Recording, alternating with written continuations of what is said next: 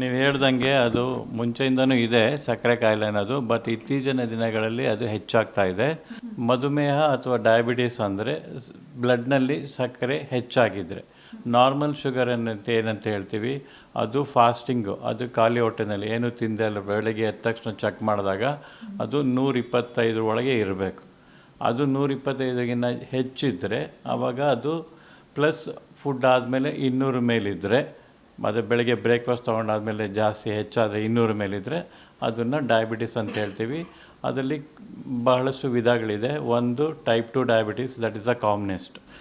So number 1 ಅದು type 1 diabetes ಅಂತ ಹೇಳ್ತೀವಿ.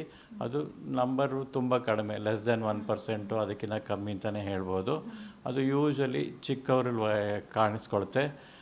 ಮೇ ಬಿ ಅರೌಂಡ್ 5 ಇಯರ್ಸಿಂದ ಹಿಡಿದು ಒಂದು 20 ವಯಸ್ಸು ತನಕನೂ ಕಾಣಿಸ್ಕೋಬೋದು. ಅದು ಟೈಪ್ 1 ಡಯಾಬಿಟಿಸ್ ಅಂತೀವಿ.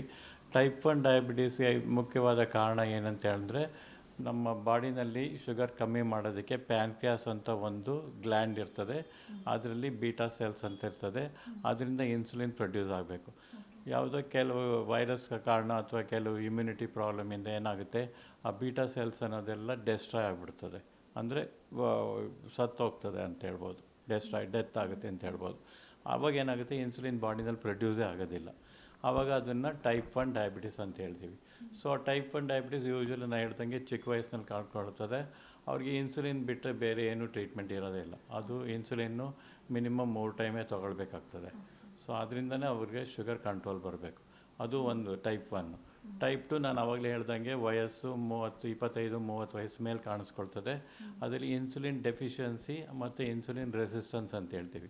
ಬಾಡಿನಲ್ಲಿ ಇನ್ಸುಲಿನ್ನು ಕಡಿಮೆ ಇರ್ತದೆ, ಇನ್ನೊಂದು ಬಾಡಿನಲ್ಲಿ ಪ್ರೊಡ್ಯೂಸ್ ಆಗೋ ಇನ್ಸುಲಿನ್ನು ಚೆನ್ನಾಗಿ ಕೆಲಸ ಮಾಡ್ದಿಲ್ಲ ಇರ್ಬೋದು. ಸೊ ಅವೆರಡು ಥರ ಇರ್ತದೆ. ಸೊ ಅದರಿಂದ ಟೈಪ್ 2 ಡಯಾಬಿಟಿಸ್ ಬರ್ತದೆ. ಹೇಳ್ದಂಗೆ ಅದು 25-30 ವಯಸ್ಸು ಮೇಲೆ ಕಾಣಿಸ್ಕೊಳ್ತದೆ. ಇನ್ನೊಂದು GDM, ಅದು ಜೆಸ್ಟೇಷನಲ್ ಡಯಾಬಿಟಿಸ್, ಅಂದರೆ ಅದು ಪ್ರೆಗ್ನೆನ್ಸಿಲಿ ಮಾತ್ರ ಕಾಣಿಸ್ಕೊಳ್ತದೆ. ಪ್ರೆಗ್ನೆನ್ಸಿನಲ್ಲಿ ಮಾತ್ರ ಬಂದು ಡೆಲಿವರಿ ಆದ ತಕ್ಷಣ ಅದು ಹೊರಟೋಗ್ತದೆ.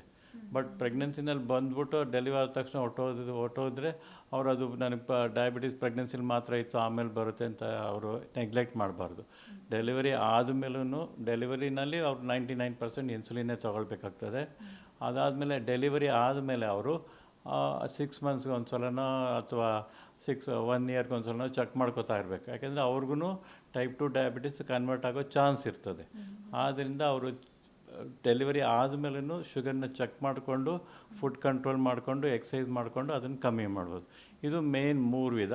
ಬೇರೆ ಸ್ಮಾಲ್ ವೆರೈಟೀಸ್ ಎಲ್ಲ ಜೆನೆಟಿಕ್ದೆಲ್ಲ ಇರುತ್ತೆ, ಅದೆಲ್ಲ ಅಷ್ಟು ಕಾಮನ್ ಇಲ್ಲ. ಈ 3 ವೆರೈಟಿ ಮಾತ್ರ ಕಾಮನ್. ಗ್ಯಾರಂಟಿ ನ್ಯೂಸ್, ಸುದ್ದಿ ಖಚಿತ, ನ್ಯಾಯ ನಿಶ್ಚಿತ.